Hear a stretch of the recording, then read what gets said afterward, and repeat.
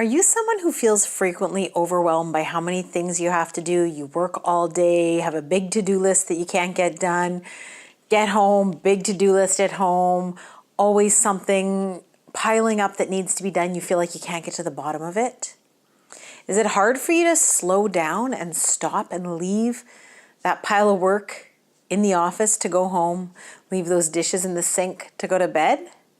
Today I'm here to talk to you about the art of doing nothing. So this is a journey that I've been on for over 15 years, trying to learn how to be okay with sometimes doing nothing. It's not in my nature, it's not my personality.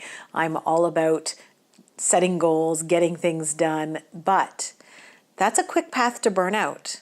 And if not, it's definitely a path to leading a life that is full of shoulds with little space for just enjoying. And at the end of the day, we have one life and we have one chance to make sure that we are really spending our time doing things that bring us fulfillment.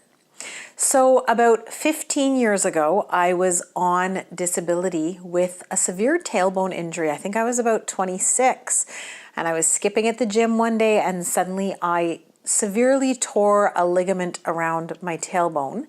And it led me to be unable to sit even 5 minutes for close to 2 years. So life as I knew it changed in an instant. And as I walked through this process of recovery, I was healing not only physically, but also learning mentally and spiritually, I guess, how to just be with myself, because all my friends were at work and I was alone by myself all the time, all day. And that was brutally difficult for me to have nothing to do. I couldn't walk half an hour at the time. I couldn't sit. So I was really limited in what I could do. And I was working hard to learn to be okay with not always accomplishing things. And I remember clearly this defining moment in my life when my husband came in from work and I was sitting on the couch with a magazine, and he rushed up to me and he was like, "Lindsay, are you okay? What's wrong? What's wrong?" And I was sitting on the couch reading a magazine and I said, "Nothing, I'm fine." And he was like, "No, but what's wrong? Really, what's wrong?" Because he had not seen me in the, I don't know how long we had known each other at that point, maybe 5, 8 years. He had never really seen me sit down on the couch and enjoy a magazine without also folding laundry or doing other things. So it was so atypical that he was worried about me. And I realized over my 15-year journey, so now I'm somebody who meditates very regularly, or I try to keep a very regular practice. I take time daily to work out. I schedule that into my agenda as a priority. And it's become much easier for me to have this time alone and to master this art of doing nothing. I don't think I have it mastered yet. I don't know if I ever will, but definitely much easier for me than before.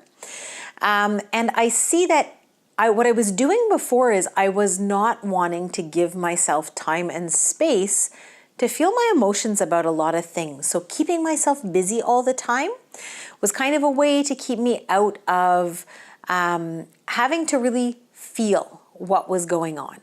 So if you're somebody that keeps yourself busy all the time, first of all, I'd like you to reflect on how that may be a coping mechanism to not have to maybe feel some of the things that are difficult in life. I'm not saying it necessarily is, but I'd like you to take some time to reflect on that. And then I really encourage you to carve out a little bit of time where you spend time just with yourself doing nothing.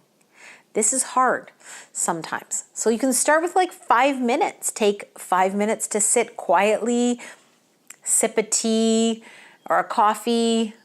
You could have, a bath with no podcasts playing because that's keeping your brain involved. Just quiet time to you. At the office, shut the door in between meetings and give yourself 5 quiet minutes where you sit in your chair and breathe. So you pick what works for you and let me know how this art of doing nothing is going for you. I would love it if you'd enjoy this video, if you would share it on social media. It's Lindsay Lapaquette, Collaborative Solutions. Thank you for watching, guys. Bye.